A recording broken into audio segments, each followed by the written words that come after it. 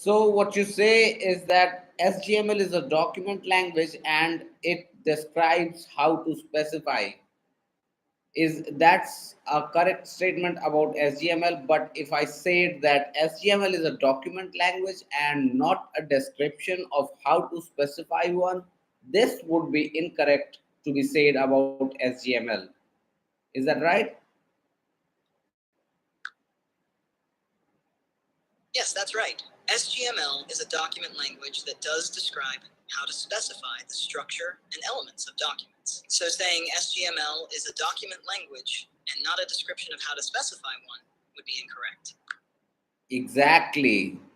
And SGML is a metadata is a correct statement about SGML. Don't misguide me. No, SGML is not metadata. SGML is a markup language used to define the structure of documents. Metadata refers to data about data, like information about a document's creation or author, not the structure or content itself. So SGML is based on GML and ISIL, and SGML is based on the idea that documents have structural and other semantic elements that can be described without reference to how such elements should be displayed. So disregarding how the display would look like, SGML can, the structural and other semantic elements can be described, right? Yes, exactly. SGML focuses on defining the structure and semantic elements of a document, such as headings, paragraphs, and links, without specifying how these elements should be visually displayed. This allows for flexibility in how the content is presented across different systems. I have literally no idea about what SGML is or how it looks like or what it does. So can you demonstrate using just explanation what SGML really is and what it does and how it works, all of that. Sure, think of SGML, Standard Generalized Markup Language, as a set of rules for organizing and tagging information in documents. Imagine a document as a recipe. SGML helps you label different parts of the recipe, like ingredients, steps, and instructions, so that they're clearly defined and separated. Here's how it works. 1. Tagging. SGML uses tags to mark different parts of a document. For example, you might use ingredient to mark where ingredients start and end, and step for the cooking steps. 2. Structure. SGML defines a document structure. It's like setting up a template for your recipe, saying what kind of information should be included and how it should be organized. 3. Flexibility. SGML doesn't dictate how the document should look, like font size or color. It only provides a way to describe what's in the document and its structure. 4. Standards. SGML is used to create documents that can be read and interpreted by different systems. This means that if you create a recipe using SGML, you can convert it into a cookbook or a website without losing the information's structure. In essence, SGML allows you to create well-structured documents by tagging content and defining how it's organized. But it leaves the appearance up to the system displaying it. Okay, now moving on to the next one. Which of the following is not true for the copy theory of movement? So a chain consists of multiple copies of the moved constituent. That's true. Copy theory replaces the binding theory of government and binding. Not true. The minimalist program endorses it. True. When a constituent moves, it leaves a copy of itself. That is also true. So the one that is not true must be that the minimalist program endorses it. But no. You're right. The statement, the minimalist program endorses it, is not true about the copy theory of movement. The minimalist program, proposed by Noam Chomsky, generally supports a different approach to movement that doesn't necessarily rely on the copy theory. But here it says that, what is not true for the copy theory of movement is that the copy theory replaces the binding theory of covenant and binding, because it doesn't replace the binding theory. That's the truth. And what is not true is that the copy theory replaces the binding theory. This is not a correct statement about the copy theory of movement. Except apart from that, the minimalist program, fuck this GPT. The minimalist program endorses it. It does. Okay? When a constituent moves, it leaves a copy of itself, and a chain consists of multiple copies of the moved element. So yeah, that's what it is. I see what you mean. You're right that the copy theory of movement does not replace the binding theory of government and binding. Instead, the copy theory deals with how movement is represented, while the binding theory focuses on issues like how pronouns and other referring expressions are handled. So, the correct answer to which of the following is not true for the copy theory of movement is indeed that copy theory replaces the binding theory of government and binding. The next one, which of the following is not one of the criteria discussed by Dreyer in the year 2007 to determine which word order is basic? Frequency, simplicity, distribution, synonymity. So, synonymity is not one of the criteria discussed by Dreyer in the year 2007 to determine the basic word order of a language. Apart from that, frequency, simplicity, and distribution. Frequency, simplicity, and distribution. These three are, frequency. Yes, you're correct. Synonymity is not one of the criteria discussed by Dreyer in 2007 for determining basic word order. The criteria are indeed frequency, simplicity, and distribution.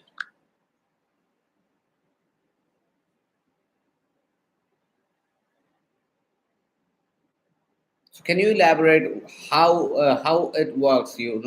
So like how does frequency, simplicity, and distribution help to identify the basic word order of a language as expressed as elaborated by Dreyer in the year 2007? In which work did Dreyer explain this thing? And also tell me so give me an example, also exemplify. Dreyer's work on word order criteria is detailed in the paper, The Basic Word Order and Its Relation to the Syntactic Structure of Language, published in 2007. Here's how each criterion helps identify basic word order. 1. Frequency. This looks at how often different word orders appear in the language. The more frequently a particular word order is used, the more likely it is to be considered basic or default. 2. Simplicity. This refers to the idea that the basic word order is often the simplest in terms of syntactic structure. Simpler structures are easier to process and more stable across different contexts, making them more likely to be the basic order. 3. Distribution. This examines where different word orders occur in different linguistic contexts. The basic word order typically has a broad distribution and can be used in a variety of syntactic environments. These criteria help linguists determine which word order is most fundamental in a language, reflecting its core syntactic structure. All right, moving on to the next question, which is which of the following is not true about the minimalist program? So the first, the four levels D structure, S structure, LF, and PF in the standard GB theory are reduced to two, that is LF and PF, logical form and phonetic form. The next, all representations and derivational processes should be as economical as possible. Next, there have to be redundant and superfluous elements in the representation of the sentence structure.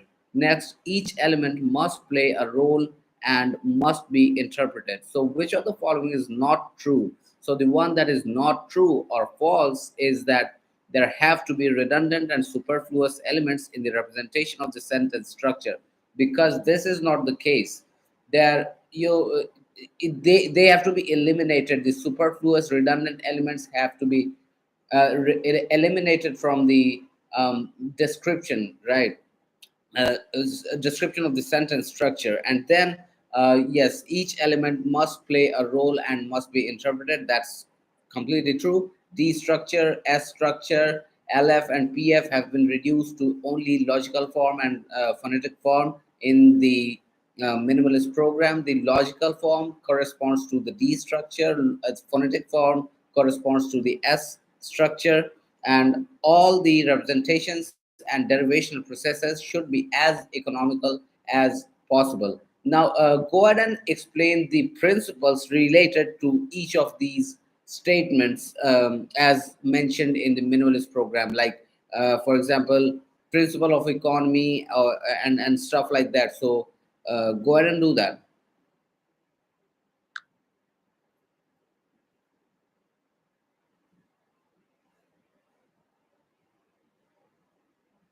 In the minimalist program, there are several key principles. 1. Reduction to 2 levels. The minimalist program simplifies the theory by reducing the 4 levels from government and binding, GB theory, D structure, S structure, LF, logical form, and PF, phonetic form, to just 2, LF and PF. LF deals with the abstract semantic representation of sentences, while PF deals with the phonological or sound-based representation. 2. Principle of economy. This principle asserts that all representations and derivational processes should be as economical as possible. This means avoiding unnecessary elements or steps in the derivation of sentences. The idea is to minimize complexity and redundancy in how sentences are structured and processed. 3. No redundant elements. The minimalist program emphasizes that there should be no redundant or superfluous elements in sentence structure. Every element in a sentence must have a clear, necessary role and should contribute to the overall meaning or function of the sentence. This aligns with the principle of economy, focusing on efficiency and precision in linguistic representations. 4. Role of each element. Every element in a sentence must have a distinct role and must be interpretable. This means that all parts of a sentence should contribute to its meaning or structure, ensuring that each element plays a functional part in the derivation and interpretation of sentences. These principles guide the minimalist approach to syntactic theory, aiming for simplicity and efficiency in understanding how sentences are structured and represented in the mind. So, what are the principles involved in the minimalist program? Because I know of such principles. There is, I just can't get the names straight. So please fix that.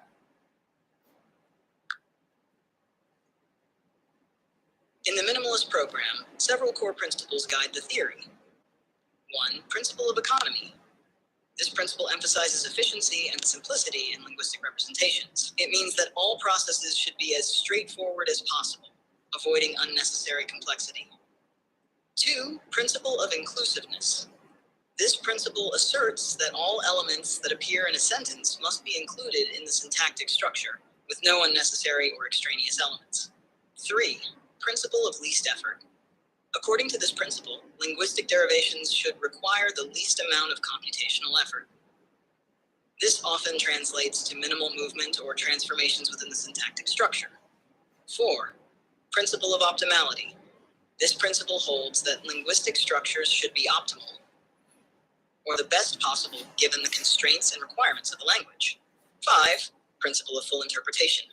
Every element in a sentence must be interpretable in terms of its semantic or phonological role. There should be no empty or non-functional elements. These principles work together to create a streamlined and efficient model of syntax, focusing on reducing complexity and maximizing clarity in sentence structure.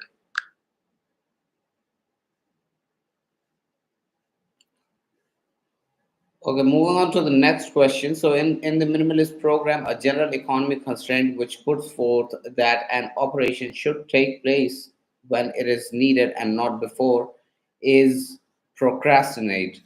So, yeah, go ahead and this is what I was asking you. Procrastinate, last resort, spell out, greed. Explain these terms.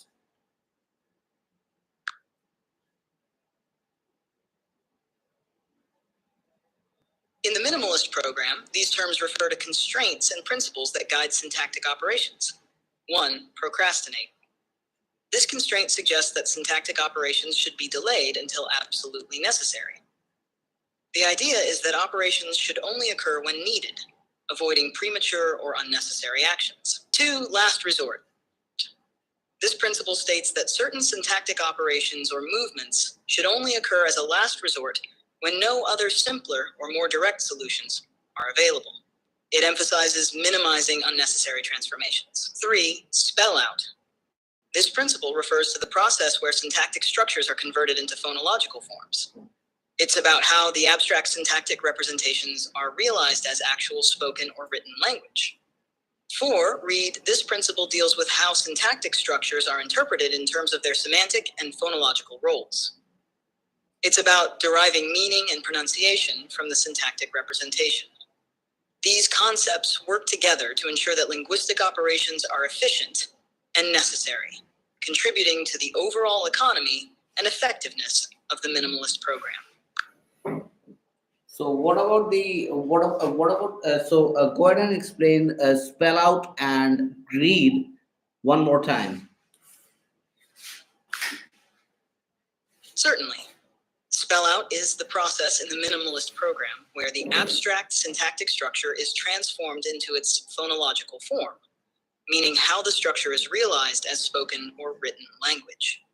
It's the stage where the deep structure of sentences is translated into actual sounds or written symbols. Read is concerned with how the syntactic structure is interpreted in terms of its meaning and pronunciation. It involves deriving the semantic content and phonological output from the abstract syntactic representation. Essentially, it's about understanding and producing language based on the underlying structure.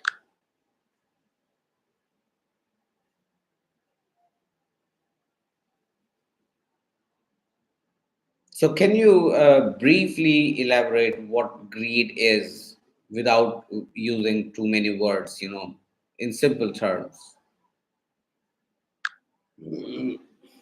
Sure. Greed is about doing the simplest and most direct operation first. It means choosing the easiest way to satisfy a requirement without looking for extra or unnecessary steps. Okay, and the next now. So first assertion: strong features are those that need to be checked off as soon as they are introduced into the derivation, triggering movement. The second assertion is that the checking of the weak features can wait until spell out. So go ahead and explain both of these sentences and give me examples of all of the mechanisms that we just discussed, like last resort and procrastination and greed and spell out. So go ahead and exemplify all of those processes in the minimalist program before anything.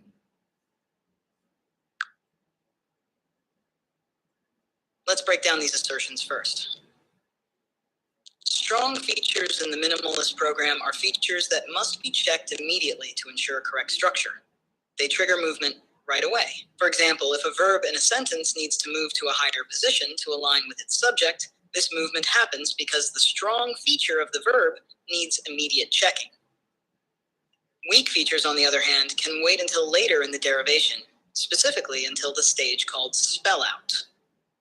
For instance, if a noun needs to be placed in a particular position in a sentence, but can stay in its original spot until the final stages, this shows how weak features don't need immediate checking. Now, let's use these concepts with examples. 1. Last resort. Suppose a sentence needs to rearrange words to meet a grammatical requirement. If rearranging isn't necessary for the sentence to be understood correctly, it will not happen. For example, moving an auxiliary verb to the beginning of a question only happens when it's required to form the question correctly. 2. Procrastinate. Consider a situation where a verb needs to move to a specific position but can stay put until later in the derivation. This is like delaying a task until it's absolutely necessary. For example, the verb in a sentence might stay in its original position until the final spell-out phase, where its movement is required for proper syntax. 3. Greed. Imagine you have a choice between moving a word to the nearest available spot Or a further one. Greed means you choose the nearest spot to make the derivation simpler and more efficient. For example, if moving a word closer to its final position makes the structure easier, it does so right away rather than delaying. For spell out, this refers to the final stage where all the structures and movements are fully realized in the sentence. For example, only at the spell out stage does a word's final placement and all its features get fully determined and checked.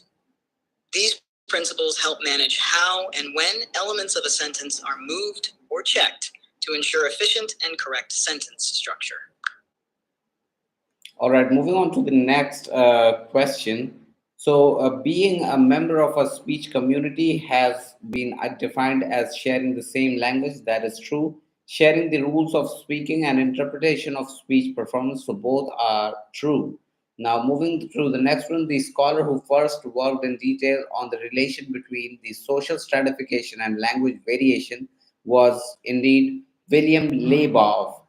Now, the next question, first assertion, ethnography of communication is directed at the description of understanding of the communicative behavior in specific cultural settings. The second assertion, that ethnography of communication is directed towards the formulation of concepts and theories upon which the general theory of language and its use is built.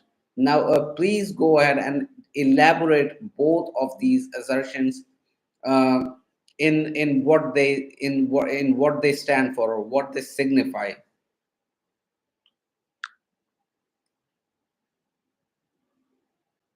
Sure. Let's break down these two assertions about the ethnography of communication. First assertion. Ethnography of communication is directed at the description of understanding of communicative behavior in specific cultural settings. This means that ethnography of communication focuses on studying how people communicate within particular cultural contexts. It looks at the specific ways language and communication practices are used in different communities, considering cultural norms, social practices, and contextual factors. For example, it might study how greetings, storytelling, or conversational rituals vary across cultures. Second assertion. Ethnography of communication is directed towards the formulation of concepts and theories upon which the general theory of language and its use is built. This means that ethnography of communication not only describes specific communication behaviors, but also aims to develop broader theories and concepts about language use in general. It seeks to understand patterns and principles that can apply beyond individual cultures, contributing to a general theory of how language functions. In summary, while the first assertion focuses on understanding communication within specific cultural contexts, the second assertion is about using those insights to build broader theories of language use. Now, the next question, identify the correct option of the levels of literacy. So, the levels of literacy. Now, the options have the levels of literacy, and then we have to, we have to arrange them. So, the first, individual's ability to decode written message into speech. Second, ability to deal with demands of everyday life that is expressed in writing. Third, ability not to act upon and transfer the knowledge and experience. And then last, ability to attain information from writing. So identify the incorrect option of the levels of literacy. So these relate with the levels of literacy, and one of the options is not correct regarding the levels of literacy. So the one that is not correct is certainly ability not to act upon and transfer the knowledge and experience. Apart from this, all of the other statements relate with the levels of literacy. Now, could you please elaborate these three statements in the context of the levels of literacy and what levels of literacy really means?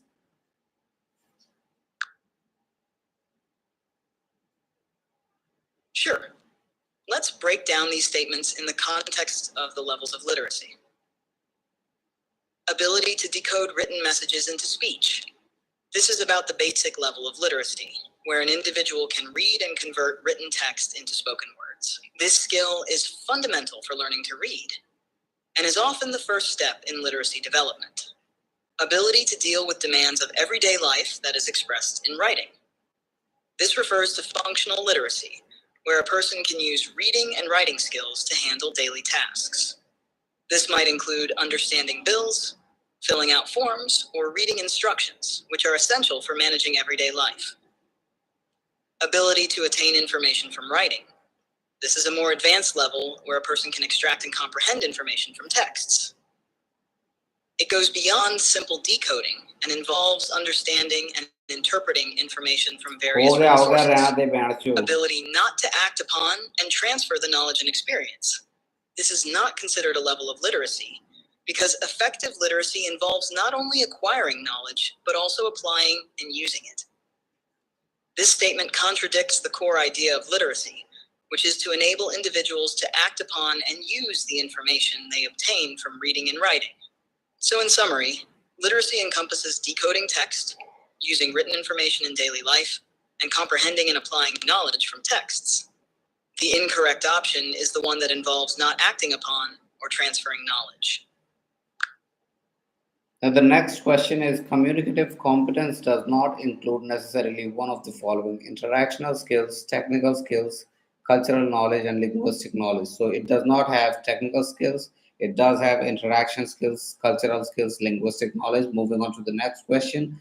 Formants are associated with certainly. So, formants are basically measuring the sound, perception, so how the sound is perceived. So I think it should be associated with the acoustic, I'm sorry, the auditory phonetics, but formants are associated with acoustic phonetics. So acoustic phonetics basically talk about the physical characteristics of the sound wave in while they are traveling through a medium. So explain to me what really are formants.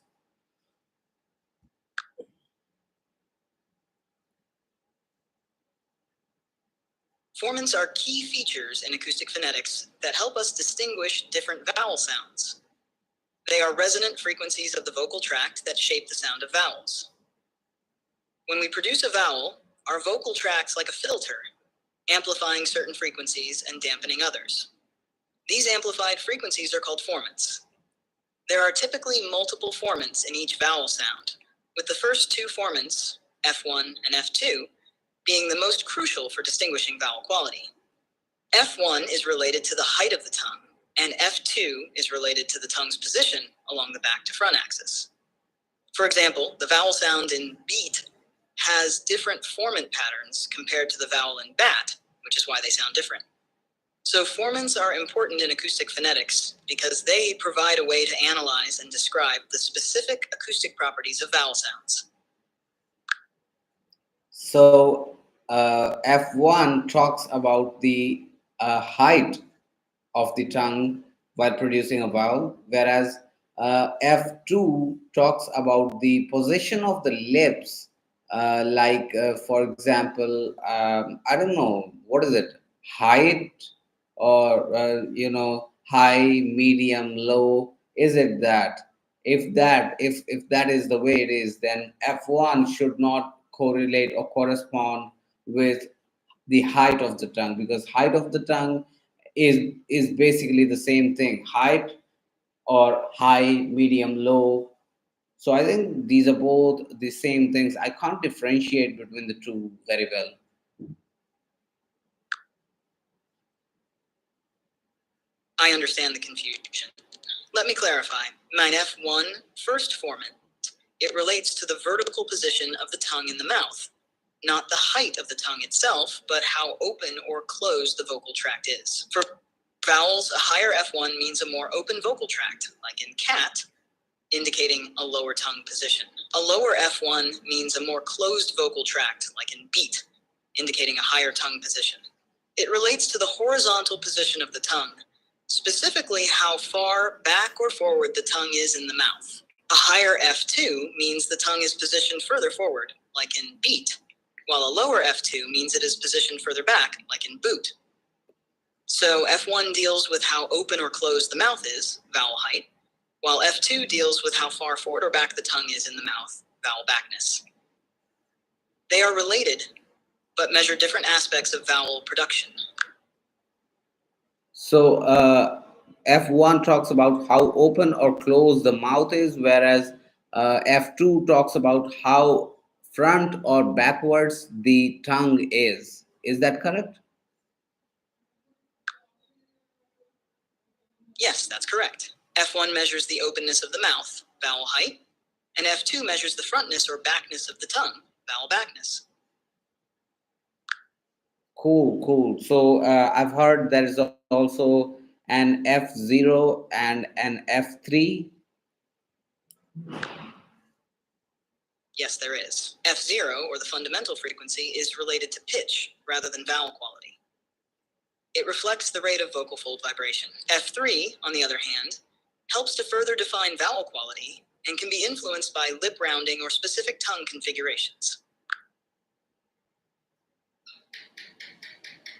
So F3 talks about lip rounding, F0 or the formant frequency probably.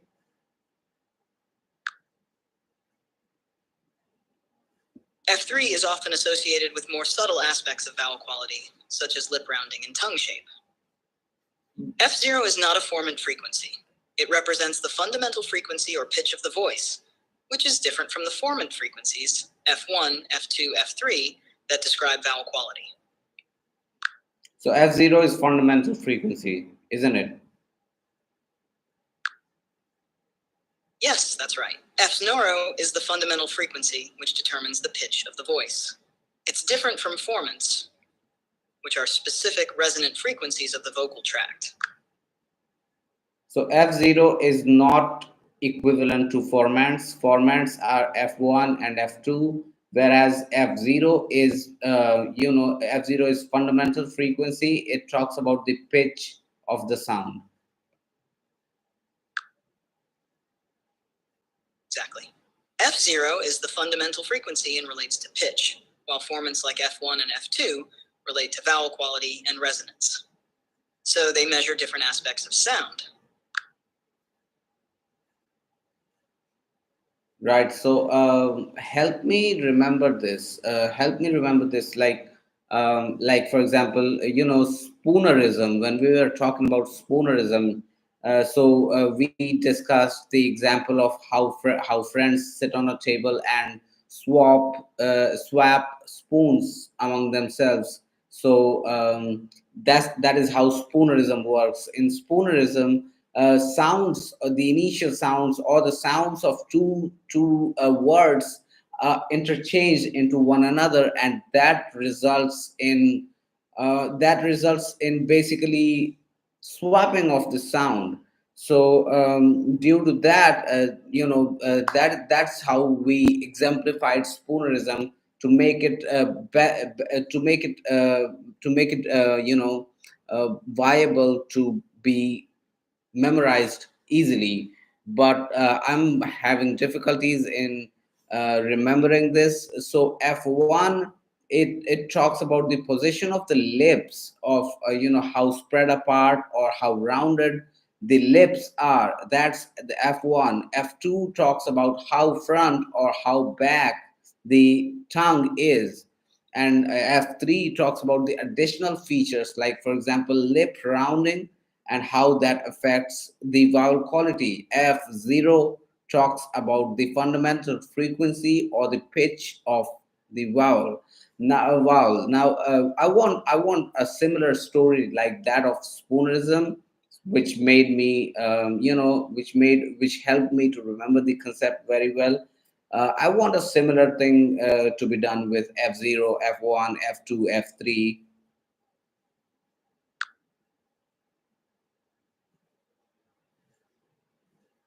Sure, let's create a memorable story for these formants and fundamental frequency. Imagine you're at a big carnival, and each formant and the fundamental frequency are different characters at the event. F0, the fundamental frequency, is like the carnival's announcer who sets the pitch of all the fun activities. If the announcer's voice is high, the mood is lively, and if it's low, it's more relaxed. So F0 controls how high or low the overall sound of the carnival is. F1, the first formant, is like a carnival game where you have to toss rings onto different sized bottles. The width of the bottle openings represents how open or closed the mouth is. The larger the bottle opening, the more open the mouth is. Just like F1 represents how open or closed the mouth is when producing vowels. F2, the second formant, is like the carousel ride, where you can choose whether you want to sit closer or further out. If you choose the center, it's like having the tongue positioned towards the front of the mouth. If you choose the edge, it's like having the tongue towards the back. So F2 represents the frontness or backness of the tongue. F3, the third formant, is like a special booth at the carnival, where you get to choose different flavored cotton candy. This booth adds extra layers of fun by including features like special flavors or extra decorations. Just like F3 adds additional features like lip rounding and other nuanced aspects to vowel quality. This carnival story helps you visualize each component. F0 sets the pitch, F1 is about mouth openness, F2 is about tongue position, and F3 adds extra features to vowel quality. I did not quite get the story of F1 and F2. I still did not get the story of F1 and F2. So could you please repeat that same thing? Sure. Let's simplify the story.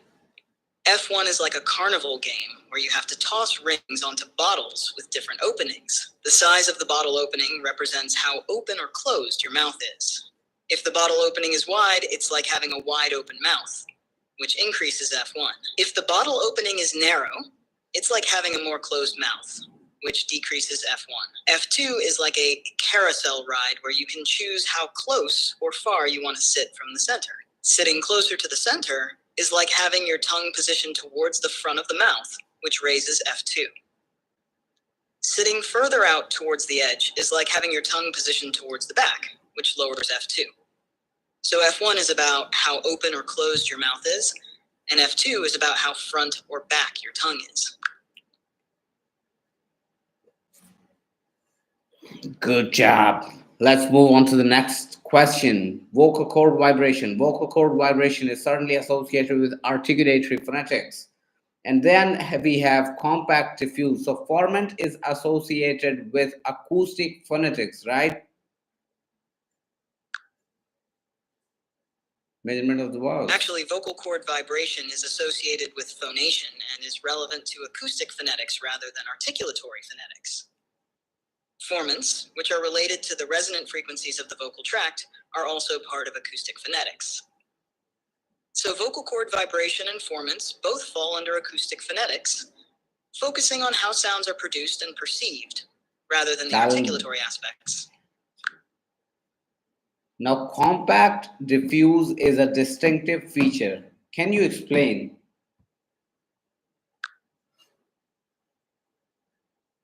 Certainly. In the context of phonetics, compact and diffuse are terms used to describe the nature of formant frequencies, particularly in the distinction between how vowels are perceived. Compact refers to a vowel sound where the formant frequencies are relatively close to each other. For instance, the vowel in boot is typically compact because the first and second formants are close together. Diffuse describes a vowel where the formant frequencies are spread out or more dispersed. An example would be the vowel in bat, where the formants are more spread apart. These distinctions help in understanding how vowel qualities are represented acoustically.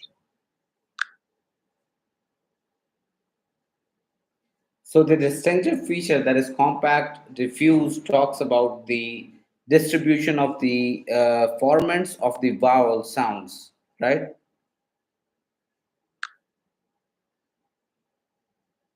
Yes, exactly. The distinctive feature of compact versus diffuse describes how the formants of vowel sounds are distributed. Compact vowels have formants that are close together, while diffuse vowels have formants that are more spread out.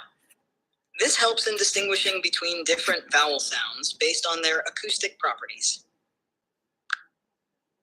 Now, the next is thought disorder reflected in discourse. So, thought disorder reflected in discourse is schizophrenia. Is that correct? Yes, that's correct. Schizophrenia is a mental disorder where thought disorder can be observed, often affecting speech patterns and coherence. What exactly is schizophrenia? Can you elaborate? Schizophrenia is a serious mental illness that affects how a person thinks, feels, and behaves.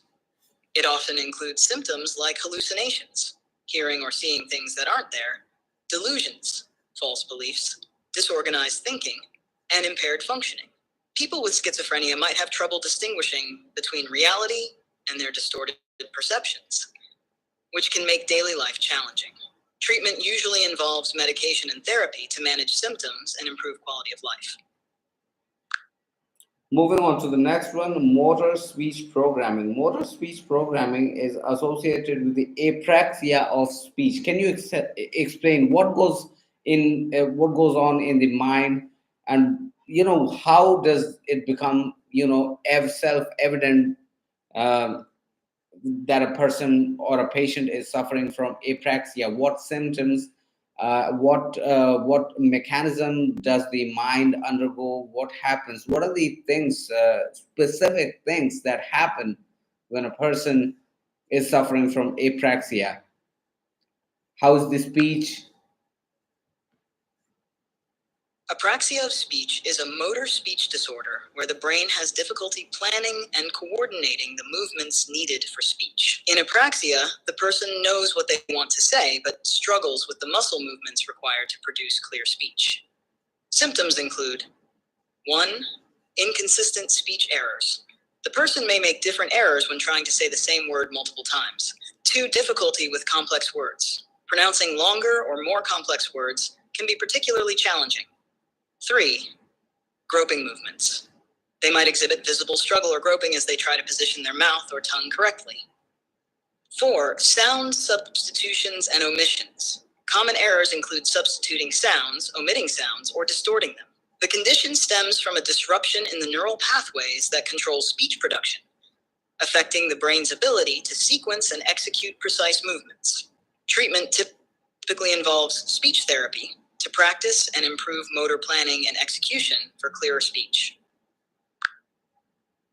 So apraxia of speech basically means not being able to speak out the word that you desire to.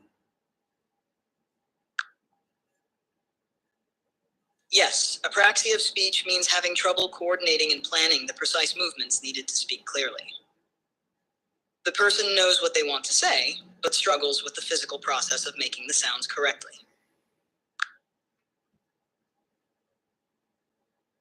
And what goes on in the mind during the apraxia of speech? I've heard something like, motor speech programming is distorted, or what happens? Like, is it true that the mind is not able to control the muscular movements that are required to produce a particular sound? Is that a correct explanation for the apraxia of speech? And please be brief. Don't be elaborate or extensive. Yes, that's correct. In apraxia of speech, the brain has difficulty coordinating the movements needed for speech, even though the person knows what they want to say. This leads to distortions and difficulties in producing clear, precise sounds. Now, Khasi is an analytical language. So please explain to me what it really means to be analytical. So what if a language is analytical? What would be the features of a language which is an analytical language? How can one identify by looking at or examining which language is, if a particular language is analytical or not? What can you exemplify for better understanding?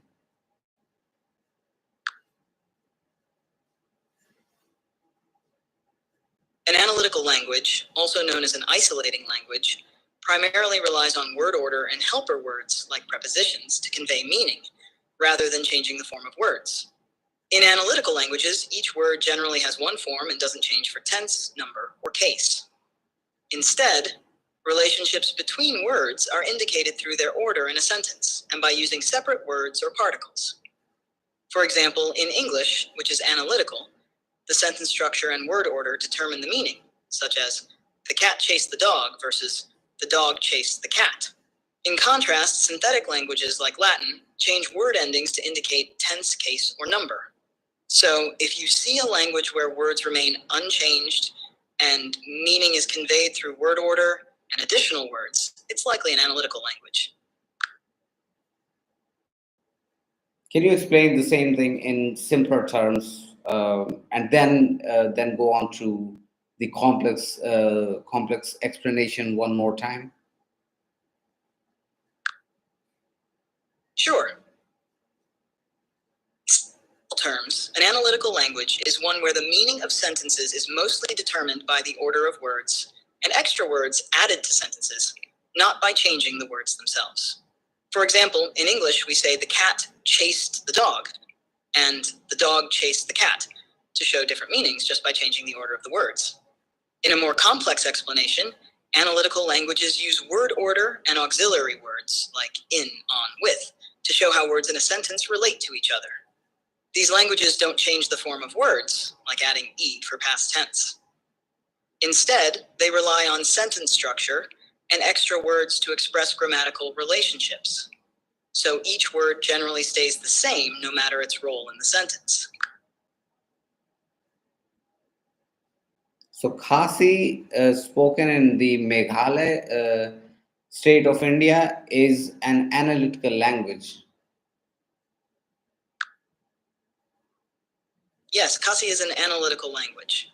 This means that it relies on word order and additional words to convey grammatical relationships, rather than changing the form of words. In Khasi, the structure of the sentence and the use of specific words help indicate meaning and grammatical function.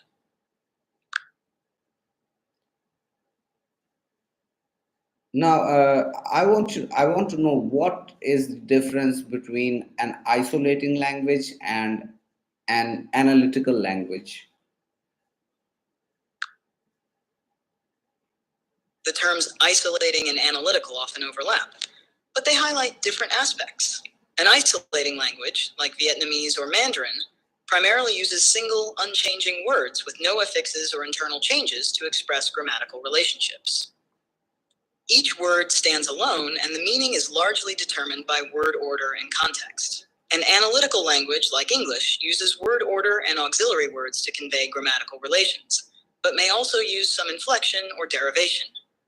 It focuses on how words are used in sentences to express meaning, often relying on word order rather than changes to the words themselves. In essence, while both types use word order and context, isolating languages avoid any internal word changes or affixes, whereas analytical languages might use some morphological elements along with word order.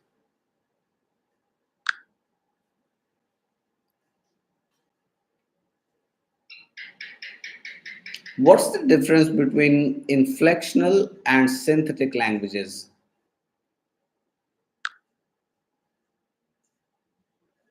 Inflectional languages like Latin or Russian use affixes to modify a word's form to express grammatical features such as tense, case, or number. For example, in Latin, the endings of words change to indicate their role in a sentence. Synthetic languages, on the other hand, include a broader category. They use affixes and other modifications to convey various grammatical relationships, but they can be highly inflectional, like Latin, or more moderate. English is a moderately synthetic language. It uses some inflection, like walked, for past tense, but relies more on word order and auxiliary verbs than languages with more complex inflection systems. So while inflectional languages are a type of synthetic language, not all synthetic languages are strictly inflectional. Synthetic languages can range from highly inflectional to less so, with varying degrees of complexity in how they use affixes and internal changes.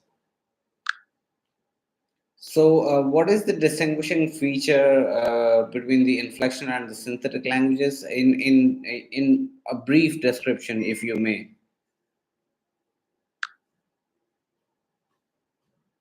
Inflectional languages use changes to word endings to express grammatical relationships, while synthetic languages broadly include any language that uses affixes or internal changes to convey grammatical meaning, not just inflections.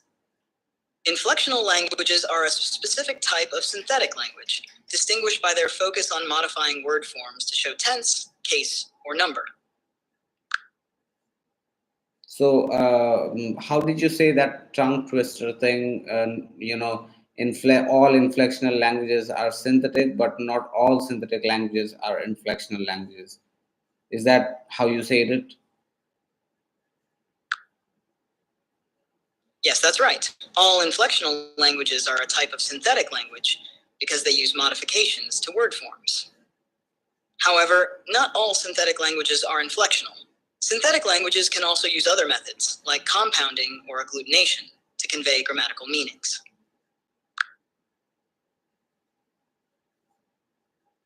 What are the examples of synthetic languages versus the inflectional languages? For synthetic languages, you have Finnish and Turkish.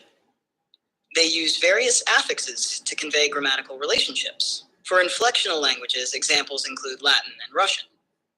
They use inflections, or changes to word endings, to express grammatical functions like tense and case. So Finnish and Turkish are synthetic languages, whereas Russian is Russian is an inflectional language.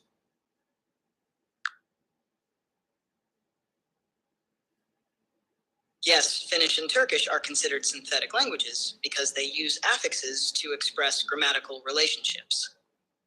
Russian, while also synthetic, is specifically known for its use of inflections to indicate grammatical features like case and tense.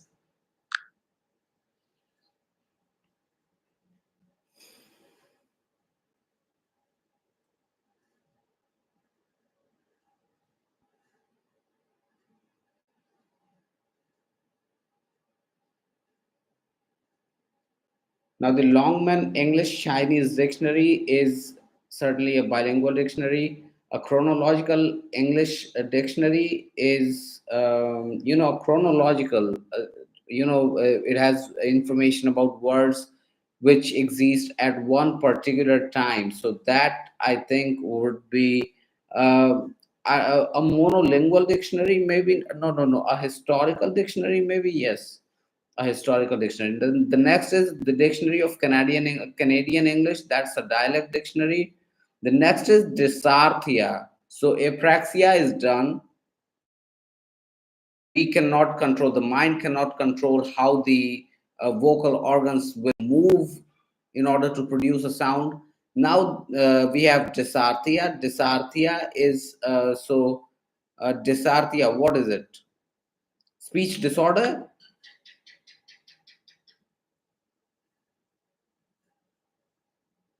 Dysarthria is a motor speech disorder caused by weakness or paralysis of the muscles used for speech. It affects the physical production of speech, leading to slurred, slow, or difficult to understand speech. Unlike difficulty planning and coordinating speech movements, dysarthria is due to impaired muscle control and coordination. So dysarthria here, there is lack of muscle coordination, whereas in apraxia, there is, the difficulty of generating the motor speech. Yes, that's right. In dysarthria, the issue is with the muscles themselves. There's weakness or lack of coordination in the muscles used for speech. In apraxia of speech, the problem lies in planning and coordinating the movements needed for speech, even though the muscles are physically capable. Oh, I get it now. So in apraxia, what happens actually is that we are not able to plan out the movement of the muscles which are required to produce a particular sound. Whereas in dysarthria, the problem lies in the muscles itself, and thus making it incapable of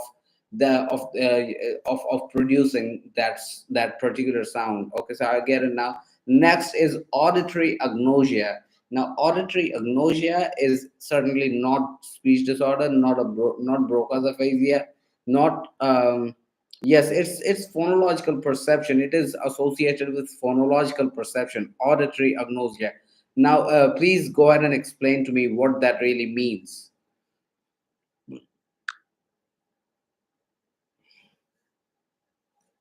Auditory agnosia is a condition where a person has difficulty recognizing or interpreting sounds, even though their hearing is otherwise normal.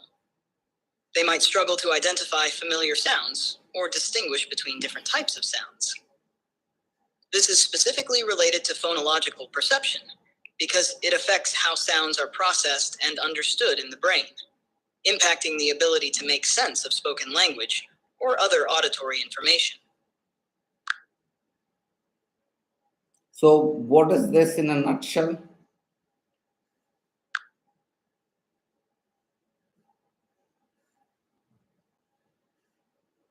In a nutshell, auditory agnosia is a condition where someone can't recognize or make sense of sounds, even though their hearing works fine. This affects their ability to understand and process auditory information. So, in the auditory agnosia, people are not able to understand the signals that they receive. Is that correct? Yes, that's correct. People with auditory agnosia have difficulty recognizing or interpreting sounds, even though their hearing itself is normal. All right. The next is dyslexia. Dyslexia is certainly the difficulty of learning to read and write. Now, Conrad Zuse proposed Z1, Z2, Z3, or Z1, Z2, Z3.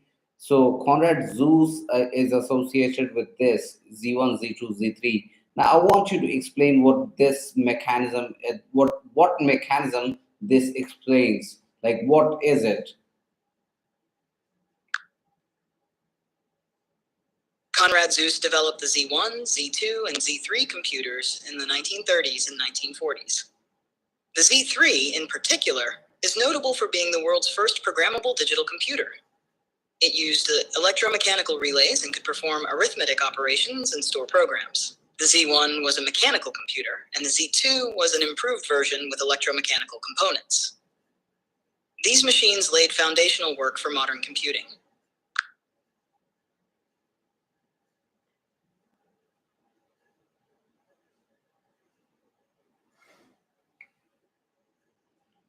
Now, S. Wozniak is associated with Apple. So, tell me about the association of S. Wozniak and Apple, and what was the time period when he was associated with Apple?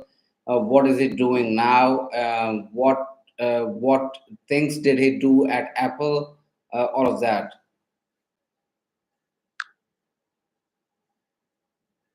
Steve Wozniak, often known as Woz, co-founded Apple Inc. with Steve Jobs and Ronald Wayne in 1976. He was the primary designer of the Apple I and Apple II computers, which were pivotal in the early personal computer revolution. Wozniak's innovative designs and technical expertise played a crucial role in Apple's success. He worked at Apple until 1985, after which he left the company to pursue other interests. Today, Wozniak is involved in various philanthropic activities, technology advocacy, and education initiatives. He also occasionally speaks at technology conferences and events. Gerald J. Sussman. He is associated with the C language. Tell me about his association with C. When, what, uh, all of that. What is it doing? What were his Gerald J. contributions? Instead, he is well known.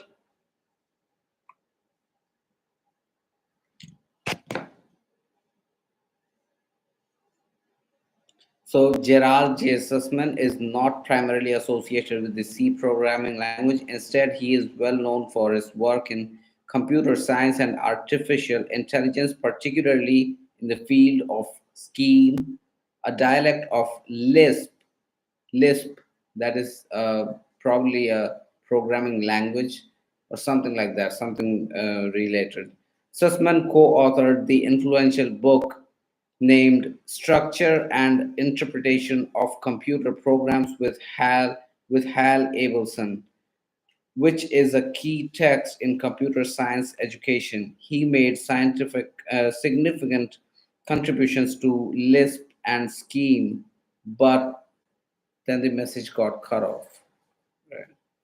Bye bye. It's an hour.